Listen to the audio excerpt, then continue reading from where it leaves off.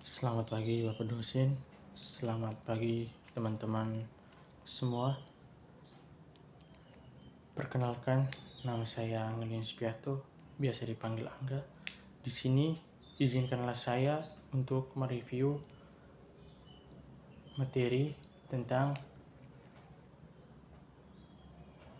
mata kuliah Teknik Operasional Perjalanan Wisata 1 dan materi tentang pengantar industri perjalanan wisata. Dan di sini sebelum memulai di materi, kita mengetahui pariwisata. Definisi pariwisata secara keseluruhan. Di sini menurut United National World Tourism Organization,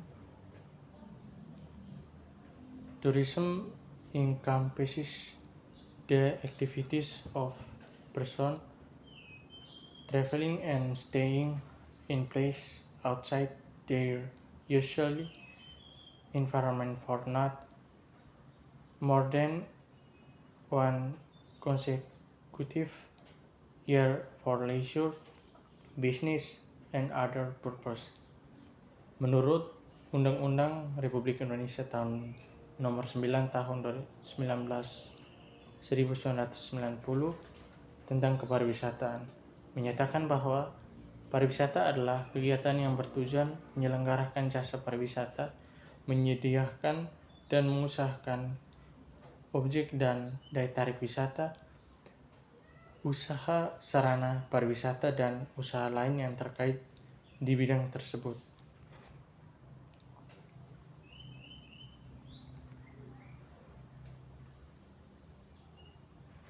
Dan berikut Biro Perjalanan Wisata.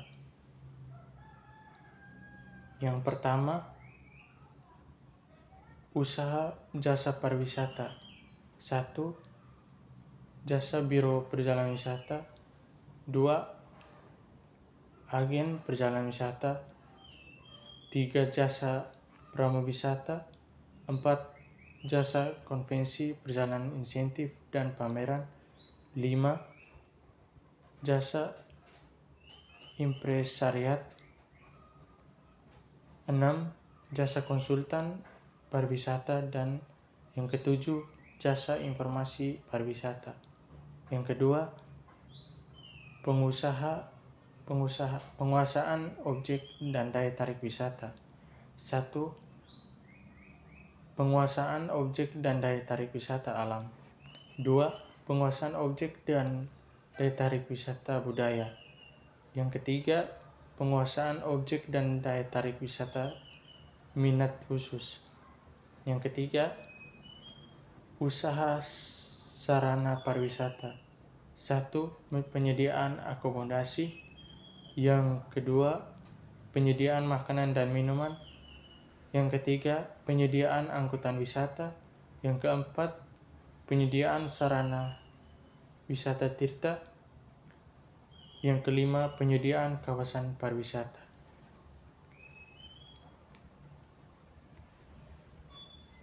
Yang berikut jenis-jenis perjalanan wisata. 1. Business travel.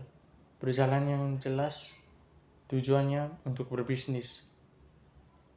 Yang kedua, leisure travel. Perjalanan yang seolah-olah tidak jelas tujuannya untuk bersenang-senang, tapi sebenarnya juga menambah wawasan tentang hal-hal yang ingin diketahui seperti lingkungan, alam, flora, fauna, budaya, sejarah, adat istiadat, dan lain-lain. Yang ketiga, individual travel. Perjalanan yang dilakukan untuk kepentingan pribadi seperti berobat, mengunjungi teman, dan lain-lain.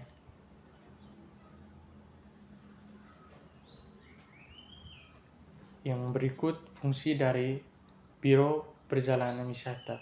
Fungsi umum, Biro Perjalanan Wisata merupakan perusahaan jasa pariwisata yang mempunyai tujuan mempersiapkan atau menguruskan perjalanan seseorang dengan segala kebutuhan dari perjalanan itu.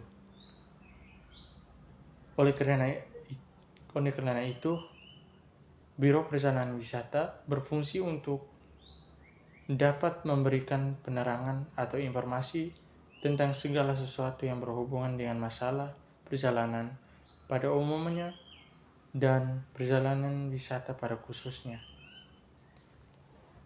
Fungsi khusus 1. Travel Bureau sebagai intermediary atau perantara. Travel Bureau berfungsi sebagai perantara antara wisatawan dengan perusahaan industri pariwisata atau sebagai supplier untuk kepentingan wisatawan.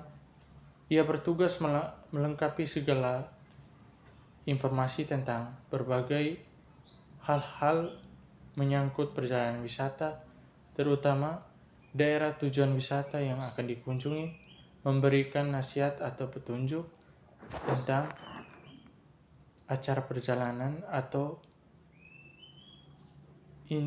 itinerary yang baik, termasuk pemilihan hotel, transportasi, bar dan restoran, pertunjukan, dan lain-lain. Yang berikut yang kedua, fungsi khusus yang kedua, Travel Bureau sebagai organisator. Bagian 1, Travel Bureau harus menciptakan kerjasama yang baik antara wisatawan dengan perusahaan industri pariwisata sebagai supplier atau perusahaan angkutan, perhotelan, transportasi, restoran, objek wisata, dan lain-lain. Untuk maksud tersebut, perusahaan harus aktif melakukan kontak dan kerja. Bagian yang kedua, menyiapkan macam-macam paket wisata, baik berupa tailor-made tour maupun ready-made tour yang dapat ditawarkan ke calon wisata. Yang berikut, kita masuk ke agen perjalanan wisata. Badan usaha yang menyelenggarakan usaha perjalanan yang bertindak sebagai perantara di dalam menjual atau mengurus jasa untuk melakukan perjalanan.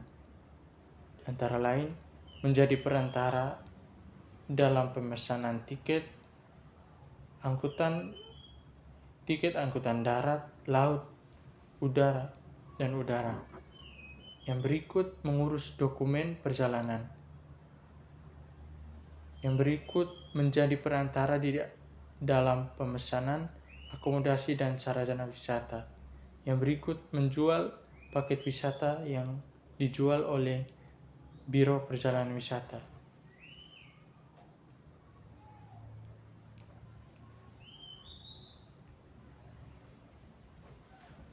Yang keempat,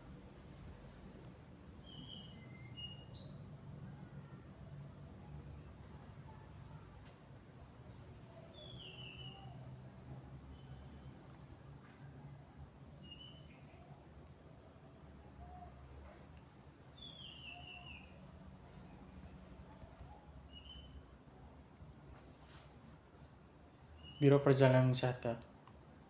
Biro Perjalanan Wisata sebagai salah satu industri pariwisata menghasilkan produk yang mengacu pada kepuasan dan kebutuhan wisatawan. Produk tersebut adalah produk yang mengandung aspek semua jasa yang dibutuhkan wisatawan sejak berangkat hingga kembali, atau as far as tourists concerned. The product cover the complete experience from the time he leaves home to time he returns to it. Yang kedua, Biro perjalanan wisata dapat diartikan sebagai jasa komersial yang mengatur, menyediakan dan menyelenggarakan pelayanan bagi seseorang atau sekelompok orang atau grup untuk melakukan perjalanan dengan tujuan utama untuk berwisata.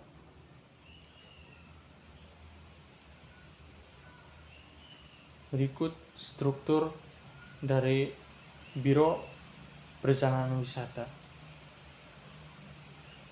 Bagian pertama ada komisaris. Di bagian berikut ada direksi. Yang dibagi lagi ada pemasaran dan pemasaran umum dan personalia. Dari direksi dibagi lagi menjadi 3 bagian. Yang pertama, Departemen Tour dibagi lagi menjadi Domestic Tour, Inbound Tour, Outbound Tour. Yang kedua, Departemen Tiket. Ada domestik dan internasional. Yang ketiga, Departemen Keuangan dan Pembukuan. Keuangan dibagi lagi menjadi keuangan dan pembukuan.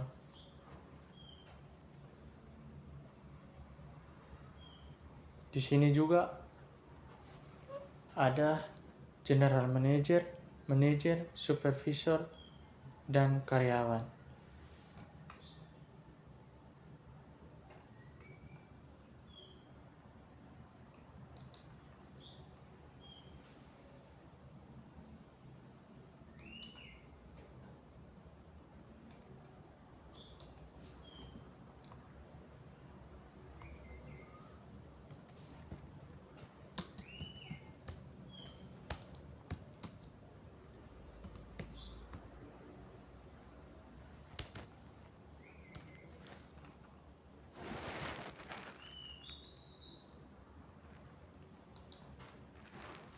General manager itu apa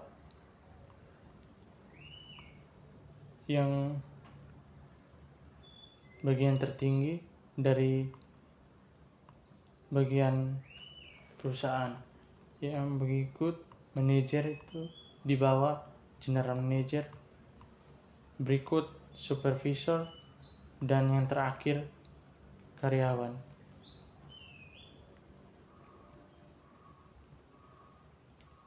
Yang berikut ruang lingkup pekerjaan Biro Perjalanan Wisata. Bagian pertama, fungsi pemasaran. 1. Making sales calls, yaitu fungsinya menghubungi customer dan menginformasikan produk wisata.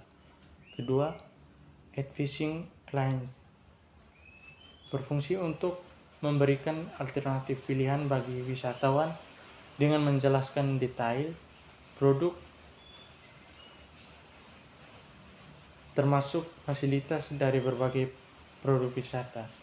Yang ketiga, transmitting information, berfungsi untuk menyebarkan dan memberikan informasi yang diperlukan. Yang berikut, planning and carrying out promotional campaign, berfungsi untuk merencanakan dan mempromosikan produk perusahaan. Berikut, analyzing clients and maintaining personal name record, atau singkatnya PNRS, berfungsi untuk menganalisa dan memelihara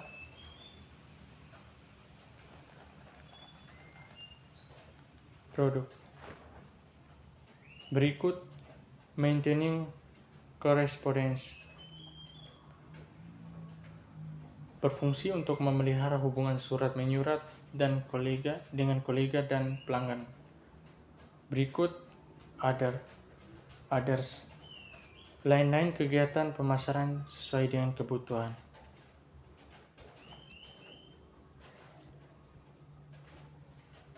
Yang berikut ada fungsi departemen operasional. 1. Mengoleksi dan meninjau ulang brosur atau literatur lain dari pemasok dan menetapkan informasi yang terkini atau terbaru. Yang kedua, writing ticket berfungsi untuk menerbitkan atau isu tiket. Yang berikut, booking space berfungsi mengupayakan peluang pemesanan tur maupun tiket. Yang berikut, maintaining and controlling airline ticket stock berfungsi menjaga dan mengontrol atau memantau stok tiket. Yang berikut, keeping tariff up to date berfungsi menjaga agar info tarif selalu up to date atau terbaru. Yang berikut, designing package tours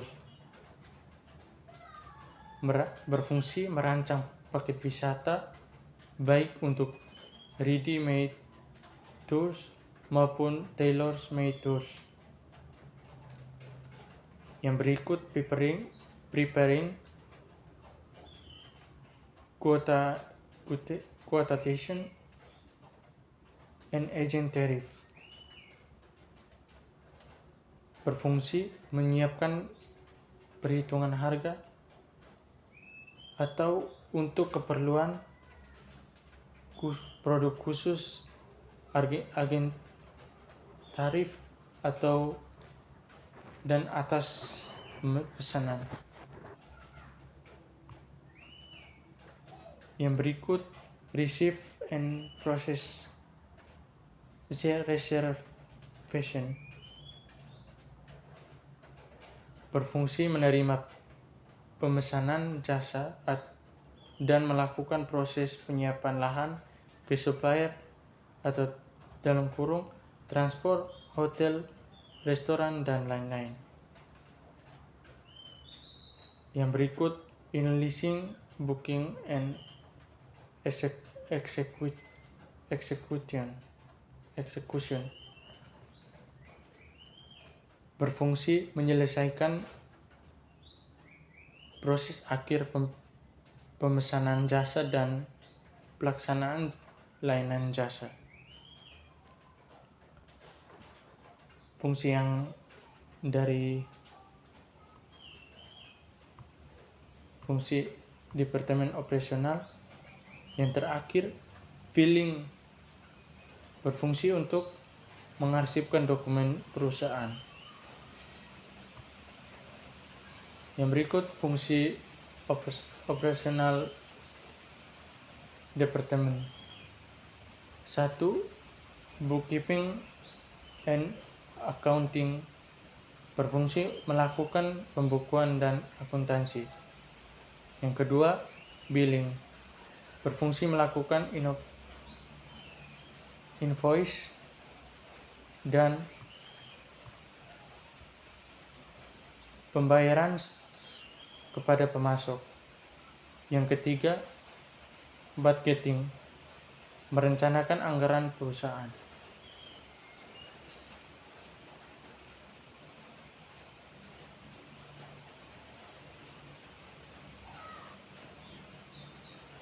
Baik, terima kasih atas review materi yang saya paparkan ini. Semoga bermanfaat, dan sebelumnya mohon maaf apabila ada kesalahan dalam tutur kata saya. Dari pribadi saya, dari lubuk hati yang paling dalam, saya mohon maaf atas kesalahan dan kekurangan saya. Terima kasih. Selamat pagi Bapak dosen dan selamat pagi teman-teman.